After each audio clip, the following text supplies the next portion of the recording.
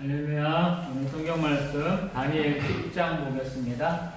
성경 말씀 다니엘 10장 보겠습니다. 바사왕 고레스 제3년에 한 일이 벨드사사리라 이름한 다니엘에게 나타났는데 그 일이 참 되니 곧 큰 전쟁에 관한 것이라. 다니엘이 그 일을 분명히 알았고 그 환상을 깨달으니라. 그때 나 다니엘이 새 이레 동안을 슬퍼하며 새 이레가 차기까지 좋은 떡을 먹지 아니하며 고기와 포도주를 입에 대지 아니하며 또 기름을 바르지 아니하니라. 첫째 달 24일에 내가 힛데겟이라 하는 큰 강가에 있었는데 그때 내가 눈을 들어 바라본 즉 한 사람이 세마포 옷을 입었고 허리에는 우아스 순금띠를 띠었더라. 곧 그의 몸은 황옥 같고 그의 얼굴은 번갯빛 같고 그의 눈은 횃불 같고 그의 팔과 발은 빛난 녹과 같고 그의 말소리는 무리의 소리와 같더라. 이 환상을 나 다니엘이 홀로 보았고 나와 함께한 사람들은 이 환상은 보지 못하였어도 그들이 크게 떨며 도망하여 숨었느니라. 그러므로 나만 홀로 있어서 이 큰 환상을 볼 때에 내 몸에 힘이 빠졌고 나의 아름다운 빛이 변하여 썩은 듯 하였고 나의 힘이 다 없어졌으나 내가 그의 음성을 들었는데 그의 음성을 들을 때에 내가 얼굴을 땅에 대고 깊이 잠들었느니라. 한 손이 있어 나를 어루만지기로 내가 떨었더니 그가 내 무릎과 손바닥이 땅에 닿게 일으키고 내게 이르되 큰 은총을 받은 사람 다니엘아, 내가 내게 이르는 말을 깨닫고 일어서라. 내가 내게 보내심을 받았느니라 하더라. 그가 내게 이 말을 한 후에 내가 떨며 일어서니 그가 내게 이르되 다니엘아, 두려워하지 말라. 내가 깨달으려 하여 내 하나님 앞에 스스로 겸비하게 하기로 결심하던 첫날부터 내 말이 응답받았으므로 내가 내 말로 말미암아 왔느니라. 그런데 바사 왕국의 군주가 21일 동안 나를 막았으므로 내가 거기 바사 왕국의 왕들과 함께 머물러 있더니 가장 높은 군주 중 하나인 미가엘이 와서 나를 도와주므로 이제 내가 마지막 날에 내 백성이 당한 일을 내게 깨닫게 하러 왔노라. 이는 이 환상이 오랜 후에 이름이라 하더라. 그가 이런 말로 내게 이를 때에 내가 곧 얼굴을 땅에 향하고 말문이 막혔더니 인자와 같은 이가 있어 내 입술을 만진지라. 내가 곧 입을 열어 내 앞에 서 있는 자에게 말하여 이르되 내 주여, 이 환상으로 말미암아 근심이 내게 더함으로 내가 힘이 없어졌나이다. 내 몸에 힘이 없어졌고 호흡이 남지 아니하였사오니 내 주의 이 종이 어찌 능히 내 주와 더불어 말씀할 수 있으리까 하니 또 사람의 모양 같은 것 하나가 나를 만지며 나를 강건하게 하여 이르되 큰 은총을 받은 사람이여 두려워하지 말라. 평안하라, 강건하라, 강건하라. 그가 이같이 내게 말하매 내가 곧 힘이 나서 이르되 내 주께서 나를 강건하게 하셨사오니 말씀하옵소서. 그가 이르되 내가 어찌하여 내게 왔는지 내가 아느냐. 이제 내가 돌아가서 바사 공주와 싸우려니와 내가 나간 후에는 헬라의 군주가 이럴 것이라. 오직 내가 먼저 진리의 글에 기록된 것으로 내게 보이리라. 나를 도와서 그를 대항할 자는 너희의 군주 미가엘 뿐이니라. 내가 또 메대 사람 다리오 원년에 일어나 그를 도와서 그를 강하게 한 일이 있었느니라. 아멘. 할렐루야. 아멘. 하나님을 만났을 때 우리는 어떻게 되는가 하는 부분들을 지난 시간에 좀 말씀드려봤죠. 이것은 우리 다니엘이 환상을 볼 때마다 겪었던 일인 것 같아요. 그래서 우리 7장, 8장, 9장, 10장에 오면서 그런 부분들이 많이 이렇게 일어나고 있어요. 그래서 그 부분에 대한 조금 더 세세한 내용들을 보고자 합니다. 바사왕 고레스 제3년이다 그랬어요. 바벨론 포로 귀환을 우리 BC 538년부터 시작을 하죠. 이게 다리오 왕 때고요. 그 다음에 우리 앞에서 환상을 볼 때도 보면 우리 처음에는 벨사살 왕 원년 7장에서는 그 다음에 8장에서는 벨사살 왕 제3년이다 그랬어요. 그러고 나서 다리오가 알대아 왕으로 세움받은 것이 9장이고 오늘은 고레스 제3년에 대한 얘기예요. 우리가 생각해 볼 때 하나님의 말씀은 한 분만 주어지는 거 아니고 두세 차례 이상 주어진다라고 말할 수 있는 것이고요. 율법에도 우리 어떤 사람의 정죄할 때 한 사람만이 아니고 두세 사람의 증인과 증거가 필요하다 이 말씀이 있는데 우리 요한복음에는 특히나 그런 경우가 많아요. 우리 요한복음은 예수 그리스도를 증거하는 그런 성경이기 때문에 여러 증거들을 계속적으로 얘기하고 예수님이 말씀하실 때도 이렇게 몇 가지를 들어서 말씀하시고 있는 것을 우리가 보게 되지요. 지금 다니엘 10장은 포로 귀환한 1차 포로 귀환한 다음에 정도 되는 거라고 얘기를 해요. 그리고 큰 전쟁에 관한 것이다. 학자들은 그래서 10장, 11장을 우리 톨레미 왕조라고 하는 곳과 우리 셀루쿠스 왕조라고 하는 우리 시리아와 이집트의 그 근거지를 둔 두 왕국의 싸움이다 이렇게 얘기를 합니다. 우리는 딱히 그렇게 많이 와닿지는 않지만 이 사람들이 엄청나게 열심히 싸우고 그 전쟁의 여파로 인해서 이스라엘이 거의 말살하려고 하는 그런 가운데 있을 때 우리 마따리아라고 하는 우리 한 제사장이 일어나서 독립운동을 시작을 하고요. 그런 결과로 약 100여 년에 걸친 독립국가를 이루는 상황이 가기 때문에 이것이 그렇게 비중이 작다고는 말할 수가 없어요. 제가 항상 다니엘서를 유대인들은 우리 선지서가 아닌 역사서라고 보는 이유가 그 말씀대로 이루어졌기 때문에 그렇다라고 말씀을 드려보죠. 여기 또 마찬가지예요. 이러한 일이 일어나기 전에 벌써 다니엘 선지자를 통해서 이런 일이 하나님께서 보여주신 거야 이렇게 얘기를 하는 것이죠. 그래서 2절에 보면 새 이래 동안은 슬퍼했다 3주 정도 이렇게 열심히 하는 것이죠. 보면 3절에 보면 좋은 떡 먹지 아니하고 고기와 포도주를 입에 대지 아니하고 기름을 바르지 아니하였다 그래요. 거의 준 금식 기도에 해당한 것들을 한 것 같아요. 우리 좋은 떡이 뭘 암시하냐면 우리 발효시키지 않은 떡, 무교병을 얘기하는 것 같아요. 그래서 양질의 어떤 밀가루를 쓰지 않고 또 맛을 내지 않은 떡, 빵, 딱딱한 빵 정도를 먹은 것 같아요. 그러면서 고기와 포도주도 되지 아니했다 그러면 거의 물하고 빵만 최소한도로 섭취하시면서 이렇게 기도한 것이 아닌가 싶어요. 그것도 어디서 기도했냐면 이 4절에 보면 첫째 달 24일에 힛데겔이라는 큰 강가에 있었다 그래요. 가만히 보면 6월절 다음에 이런 일이 일어났다 본 것 같아요. 그래서 우리 다니엘 선지자는 6월절 기간을 거의 이렇게 남들은 한 일주일 정도만 지나면 되는데 조금 길게 했다. 그래서 이런 일이 벌어졌다라는 것이고요. 그다음에 5절 이하로 한 사람에 대한 얘기를 하는데 세마포 옷, 허리에는 우바스 순금띠, 몸이 황옥 같고 얼굴이 번갯빛 같고 눈은 횃불 같고 팔과 발은 빛난 묵 같고 말소리는 무리의 소리와 같더라. 이게 전형적인 천사 내지는 하나님의 형상과 좀 같아요. 우리 이제 하나님은 빛으로 상징이 되는데 이렇게 온 부분이 빛나는 것으로 상징이 되고요. 또 말소리가 굉장히 큰 것처럼 얘기가 돼요.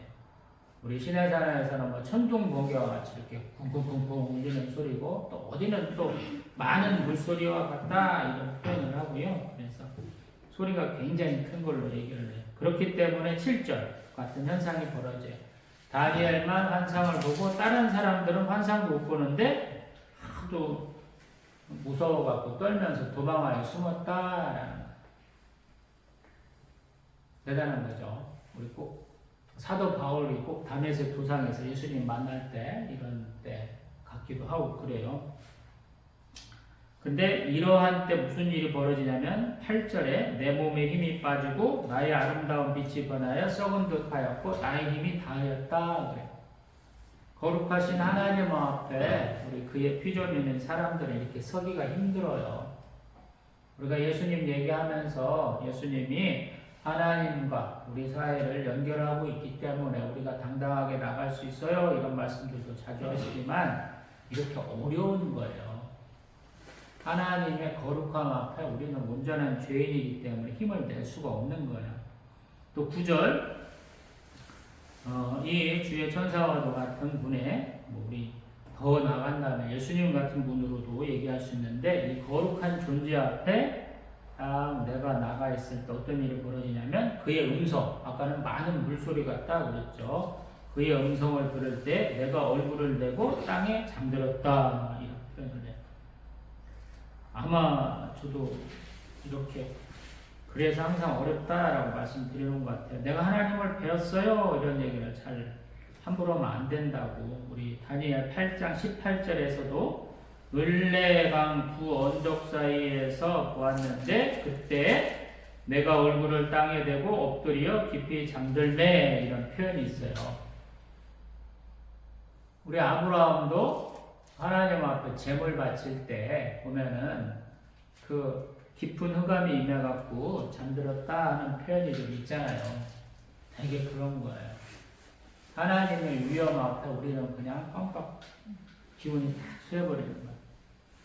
그러고 나서 하나님의 은혜로 나를 어루만져가지고 내가 떨었더니 그가 내 무릎과 손바닥이 땅에 닿게 일으켰다라는 것은 뭐냐면 조금 부축해서 일으켰어요 라는 것이고 그때 또 뭐라고 하냐면 큰 은총을 받은 사람 다니엘아 라고 부른다는 거예요. 항상 하나님은 앞에 뭔가가 붙어요. 평안하라 평강하라 그 다음에 누구누구야 라고 부를 때 꼭 앞에 뭔가 꾸미는 말이 있어요. 다니엘에게는 큰 은총을 받은 사람이다 라고 그러고 그러면서 이렇게 뭐라고 말씀을 하시냐면 내게 이르는 말을 깨닫고 일어서라 내가 내게 분하심을 받았다 라고 얘기하는 거예요. 내게 전할 말이 있다. 우리 옛날식으로 말하면 왕이 황제가 누구한테 이렇게 서신 같은 거 말을 전하면은 그 앞에 절하고 그 말씀을 듣는 것과 같은 현상이 되는 거예요. 누워갖고 들을 수는 없잖아요. 그래서 이렇게 무릎을 거의 꿇은 상태에서 말씀을 듣게 되는 그런 모습을 좀 생각하면 좋지 않을까 이런 생각이 들어요.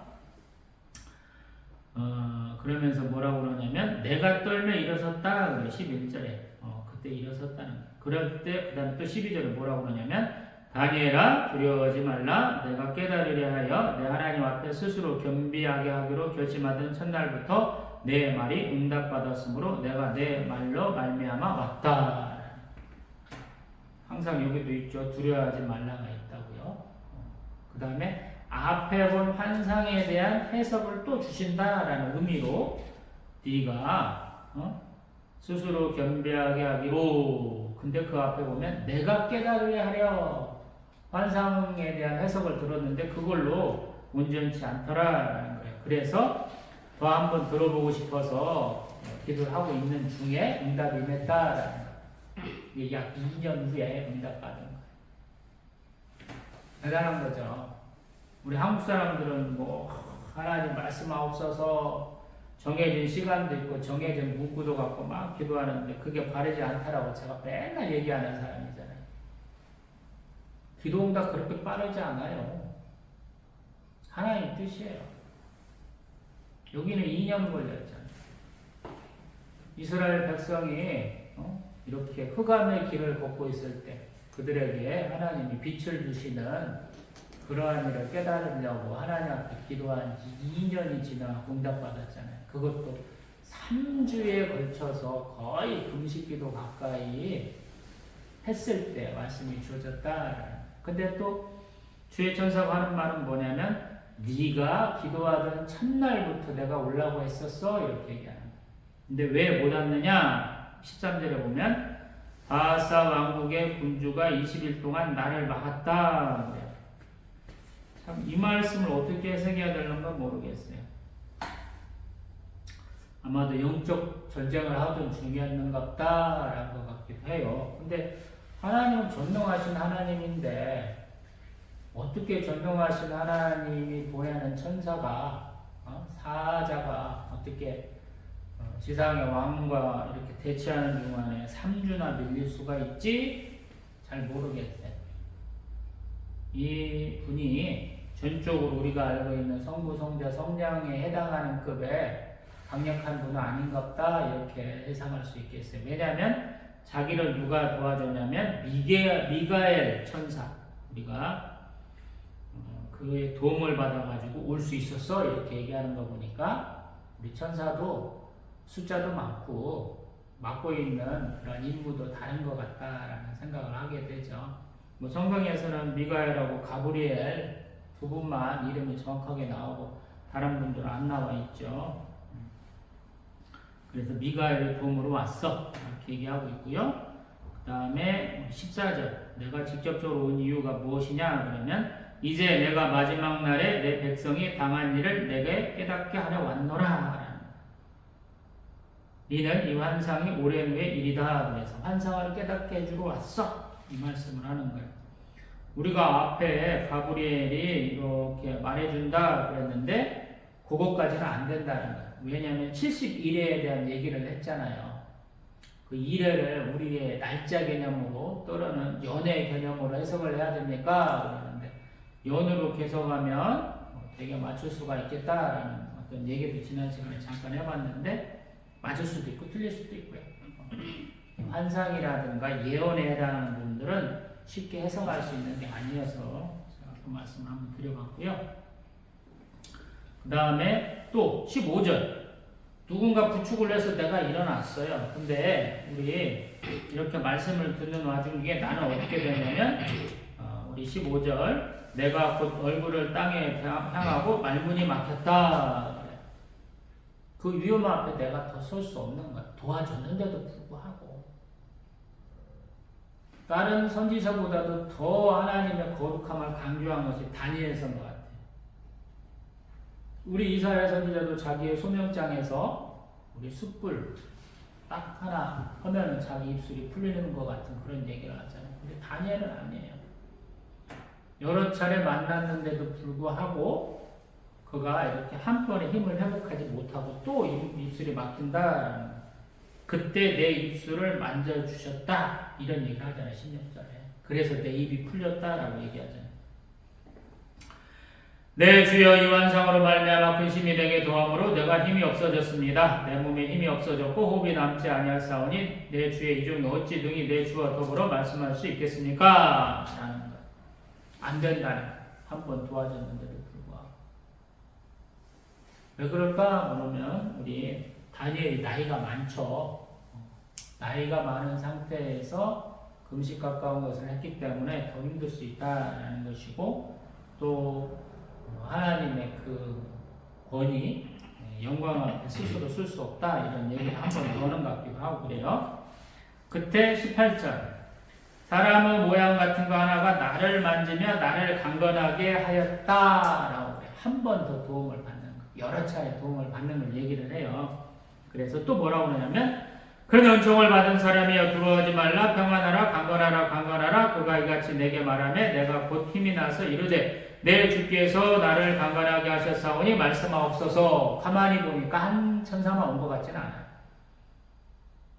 지금 내 입술을 만진 사람은 다른 것 같잖아요. 여태까지는 되게 천사가 와도 한두 명 정도 오는 것이 끝나는 거거든요. 그런데 아브라함을 방문했던 하나님처럼 우리 롯을 방문했던 두 천사처럼 단독으로 온 것 같지는 않다. 2명 이상이 왔는갑다라고 느껴질 수 있잖아요. 그가 뭐라고 하냐면 내가 어찌하여 내게 왔는지 내가 아느냐. 이제 내가 돌아가서 바사 군주와 싸우려니와 내가 나간 후에는 헬라의 군주가 이럴 것이라. 오직 내가 먼저 진리의 글에 기록된 것으로 내게 보이리라. 나를 도와서 그들을 대항하는 자는 너희의 군주 미가엘 뿐이다. 라고 해서 아사 왕하고도 싸워서 멸망시키고 또 헬라 군주와도 싸워서 멸망시키겠다. 그리고 그러한 과정을 함께하는 천사가 미가엘 뿐이다 라는 것이고, 내가 예전에 다리오 원년에 일어나서 그를 도와서 일을 했었어, 이 얘기를 하는 거죠. 그리고 다리오 원년에 대한 얘기는 우리 9장에서 또 한 번 했었잖아요. 그런 얘기를 하고 있어요. 이만큼만 놓고 보면, 성경을 보다 보면 내가 가진 지식이나 내가 가진 경험으로 해석하기가 어려운 것들이 많아요. 그래서 그러한 때는 어떻게 해야 되겠냐? 나의 지식을 많이 쌓아서 주변에 널려있는 수많은 방대한 지식들을 동원해서 이해할 것이냐, 아니면 그렇구나 하고 넘어갈 것이냐 하는 좀 선택의 기로에 몰릴 때가 있어요. 저는 되게 그냥 그런갑다 라고 그래요. 제 어떤 성경을 읽는 방식이 그렇죠. 하나님이 나에게 꼭 필요한 것이라면 반드시 그것을 파내서 해석하게 하시고 또 그것을 가지고 응용하게 하실 것이다 하는 믿음이 있어요. 그래서 내가 100점을 받기 위해서 공부하는 것이 아니고, 하나님이 그래 통과할 만큼은 충분하다라는 생각을 많이 해서 어떤 면에서 공부를 좀 설렁설렁 하는 편이에요. 우리 한국 사람들의 특징은 뭐냐면 굉장히 잘 알아야 된다고 생각을 해요. 근데 한편으로 보면 그렇게 잘 알 필요가 없어요. 왜냐하면 내가 하는 고민을 내 앞에 있는 나보다 더 똑똑하고 더 유식하고 더 열심히 있는 사람들이 이미 했다라는 거예요.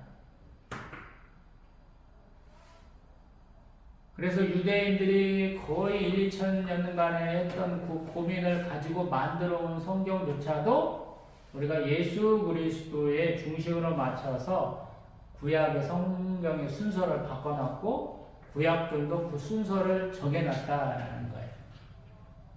그러면서 그 과정 중에서 대부분의 어떤 성경 부분들은 다 해석이 됐다라고 볼 수 있거든요.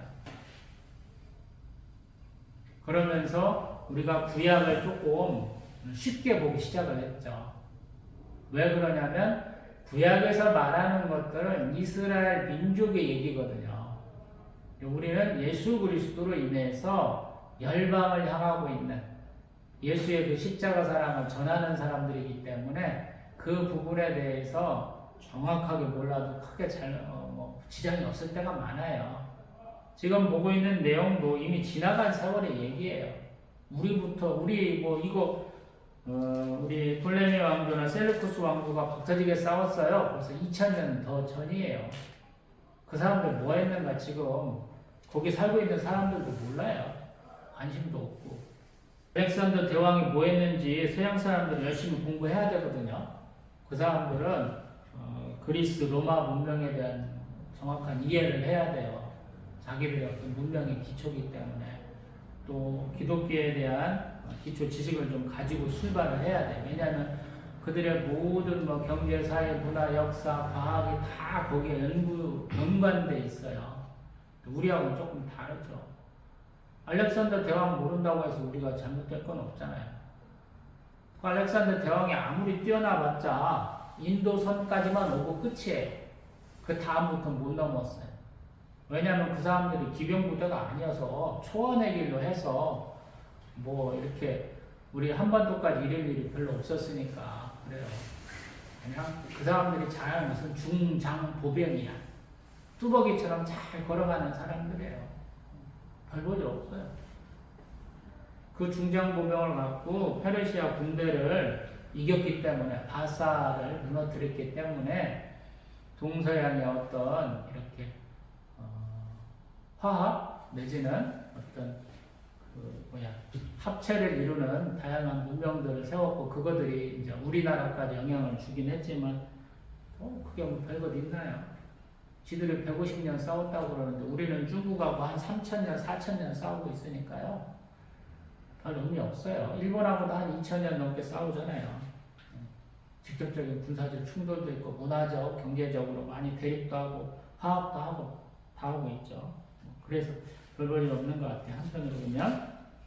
그러나 성경이 말하는 것은 뭐냐면 항상 하나님과 하나님의 백성의 사이에 대한 얘기다.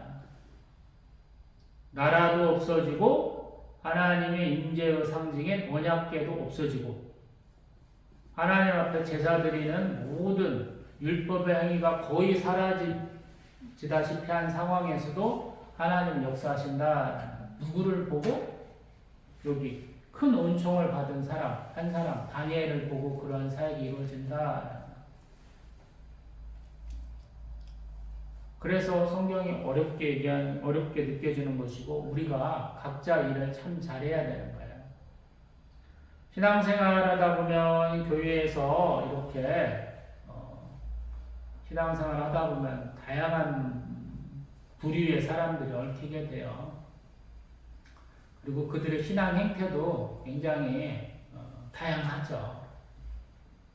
어떤 사람은 대부분의 사람들이 그렇습니다만 똑똑한 사람, 열심히 있는 사람들한테 묻어가는 신앙생활들을 참 많이 하세요. 그리고 너무 튈 것도 없고 너무 모자라면 안 된다는 한국식의 어떤 중도를 표방하는 믿음들이 참 많거든요. 근데 성경은 그러한 중도를 표방하는 사람들은 대개 다루지 않아요. 극단을 다뤄요. 믿음이 아주 뛰어난 사람과 믿음이 아주 없는 사람, 하나님을 반대하는 두 부류만 대부분 다뤄요. 그러면서 지향점을 하나님께 열심히 있는 사람으로 항상 두거든요. 너희는 이렇게 열심을 다해야 돼. 너희가 살아날 수 있는 이유, 하나님의 사랑과 축복을 받는 이유가 이렇게 극단적으로 열성이 있는 사람 때문이야 라고 얘기를 하거든요. 하나님이 아브라함, 이삭, 야곱, 요셉 이러한 족장들을 바라보고 축복하셨고, 우리 출애굽 이후로는 모세, 우리 변화산 사건 때 언급되는 엘리야를 하나님이 보고 축복하시죠. 그 사람들의 열심이 있기 때문에 다른 자들이 축복받는 거예요. 저도 항상 감사하고 있어요. 한국 교회 내에 어떤 뛰어난 분이 있다라고 항상 믿고 있어요. 그분이 목사일지, 장로일지, 권사일지, 전도사일지, 그냥 평신도일지 잘 모르지만 하나님의 뜻대로 행하는 분이 있어서 한국교회가 이만큼이나 건사되고 있다 이런 생각을 합니다. 하나님이 지금 쓰시는 분은 거의 90대 할아버지예요. 힘이 없는 사람, 잊혀져 가는 사람. 오늘 힛대결 강가에서 같이 6월절 보내면서 기도하는 사람들, 다른 사람들은 다 도망가는데 절대 안 돌보고 혼자 남겨놓는 이유가 저 양반 저렇게 데리고 가려면 내가 너무 힘드니까 나 그냥 놓고 갈래? 이런 의미도 있을 거야 아마. 도망갈 때 보면 힘 있는 사람은 자기 발로 가면 되고 조금 불편한 사람은 내가 부축해서 가면 되는데 그것도 못하고 내가 온전히 업고 가야 되고 들고 가야 되는 사람은 남겨지기 마련이거든요. 신앙생활이 그런 거. 사람들한테는 별 도움이 안 되지만 하나님께는 쓰임새가 있는 분들이 있어요. 그게 극단적으로 믿음이 좋은 분들이에요. 어디서 듣다 보니까 최근에 비판 정죄 헤아림에 대한 얘기들을 많이 하더라고요. 남들에 대한 비판 정죄 헤아림은 잘못되었다 이렇게 믿는 사람들이 있더라고요. 그거 저는 잘못됐다라고 생각을 해요. 혼란을 하면 안 돼요. 예수님이 가장 많이 쓰신 수사법이 과장법이에요.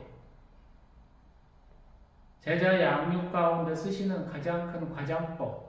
무리를 두고 하시는 수사기법 중에서 과장법을 많이 쓰세요. 지금 대한민국 전 세계적으로 예수님이 범죄자 앞에서 네 눈도 빼라, 네 팔다리도 잘라라 그러는데 자르는 사람이 있으면 나와보라고 그래요. 없죠. 1900년대 말 정도에 우리 기독교 복음이 전파됐을 때 그런 분이 있었다라는 얘기는 제가 읽어본 것 같아요. 근데 지금은 없잖아요. 한국교회는 비판 정죄 헤아림이 없기 때문에 어찌 보면 망한 곳이라는 생각도 들어요. 남이 뭐라면 잘해, 열심히 잘해, 항상 위로해야 된다고, 권면해야 된다고 생각을 하거든요. 그러니까 문제는 뭐냐면 기준이 없어. 옮겨가면 옮겨다 하는 것이 기준이 돼. 쉽게 말하면 지게석이 자꾸 옮겨가요. 21세기에도 한국교회가 바로 쓰려면 믿음이 바른 분들이 제대로 이렇게 세워져 나가야 되잖아요. 근데 인기 있는 분대로 그 사람이 해석하고 말한 대로 쭉 따라가요. 그러니 세상에서 볼 때 기독교나 불교나 뭐 다른 종교도 다 마찬가지입니다만 욕먹기 딱 좋아요. 기독교의 입문에서 별다른 직분도 없이 신앙생활을 오래 하다 보면 알게 돼요. 이것이 자기 영광을 위해서 하는 것인지 하나님 영광을 위해서 하는 것인지가 분명해지거든요. 근데 많은 분들이 자기가 하는 것이 하나님 영광을 위해서 하는 것이다 라고 말을 하면서도 다른 사람들이 평가할 때는 전혀 아닌 경우가 굉장히 많습니다. 그것은 기준이 옮겨갔기 때문이에요. 맨 앞에 나왔던 사람이 기준하고 손 들었는데 그 기준이 자꾸 옮겨가는 거예요. 우리 믿음의 선진들이 봤을 때 우리 1900년대 초반 그분들이 바라봤을 때 우리의 신앙 행태가 과연 종풍 신앙이냐 물어보면 되게 아니라고 그러실 거죠. 그분들 부흥운동할 때 뭐가 있어요? 그분들이 보는 입장에서 우리가 얼마나 신앙 행태가 바를지 한번 얘기하기가 조금 두려울 때가 많잖아요.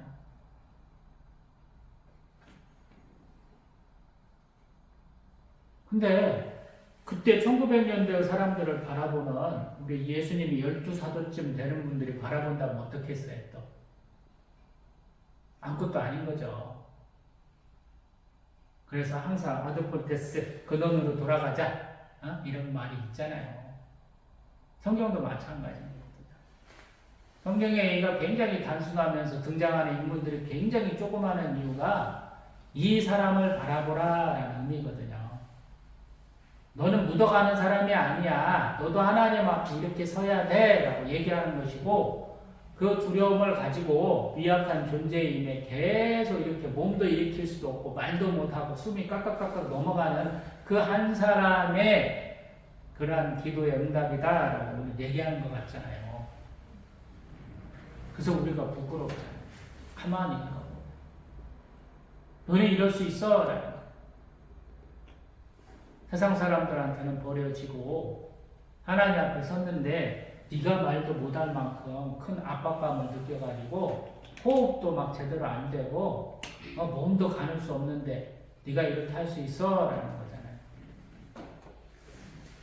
우리 한국교회는 그렇잖아요. 나이 먹고 뭐 이렇게 쭉 신앙생활 오래 하면 존경받아야 되는 사람이다. 존경만 받아야 되는 사람이 아니고 때로는 책임도 져야 되잖아요.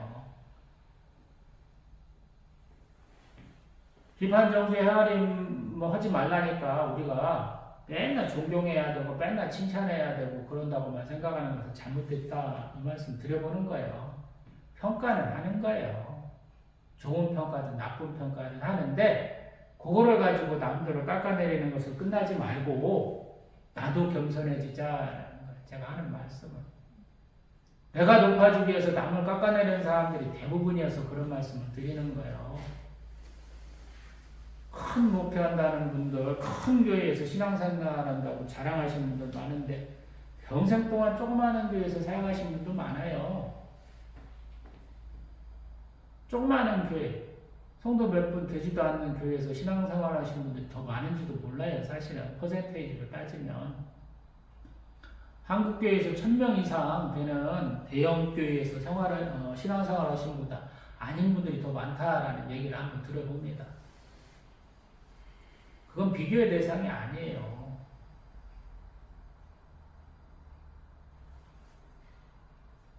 다니엘 같은 분이 얼마나 열심을 냈기 때문에 우리가 있는 거잖아요. 이 당시 유대교가 없어졌으면 우리한테 기독교가 있었겠어요? 나이 8, 90 넘어가고 이렇게 열심을 내서 하나님 앞에 금식할 수 있겠어요? 그래서 대단한 거예요, 다니엘이라는 사람이. 우리 한국교회도 이런 분들 필요하잖아요. 뭐 종교나 계파를 다 떠나서 큰 은총을 받은 사람 이런 분이 있어야 되잖아요. 이런 분은 열심을 내는 사람들이 많을 때 생기지 않을까 이런 생각을 해보거든요. 사실은 이사야, 에레미야, 에스겔 이런 분도 참 열심히 있었고 다니엘도 만만치 않은 거죠. 유대인 정교과 같은 그런 순서는 아니지만 그런 짜임새는 아니지만 다니엘을 선지자라고 얘기하는 이유가 그래서 그런지도 모르겠어요. 그래서 신앙생활은 언제나 노력하는 것이고 언제나 열심을 내는 거예요. 나이와 상관없이. 그랬을 때 하나님 복 되시는 거예요. 영광을 받는 거예요.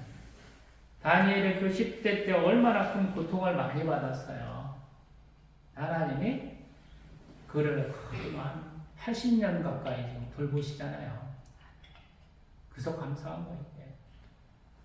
하나님이 내 인생 얼마나 복 주시겠느냐? 태어날 때부터 죽을 때까지 영원토록 돌보신다 하는 전형적인 사람이 다니엘이에요. 다니엘. 얼마나 감사해요. 근데 그의 사역을 보니까 우리가 끄덕끄덕해지잖아요. 하나님이 왜 그렇게 은혜를 많이 베푸시는지 우리가 볼 수 있잖아요. 아무것도 받은 거 없어도 내가 하나님으로 인해서 받은 고통이 더 크겠다라고 우리가 흔히 얘기하는 욥의 아내가 욥에게 하는 것처럼 하나님을 욕하고 죽어버려! 이렇게 표현하는 장면이 있잖아요. 근데 입으로도 마음으로도 그런 마음이 하나도 없잖아요. 다니엘이. 그래서 그를 통해서 이스라엘 백성들에게 이렇게 회복과 또 한난의 메시지를 다 주셔서 나라가 다시 회복되게 하시잖아요.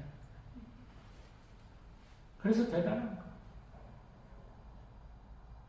가시떨기 나무에서 우리 모세를 부르신 하나님만큼이나 하나님이 다니엘을 사랑하셨다라고 볼 수 있어요. 이게 얼마나 대단한가. 기도합니다.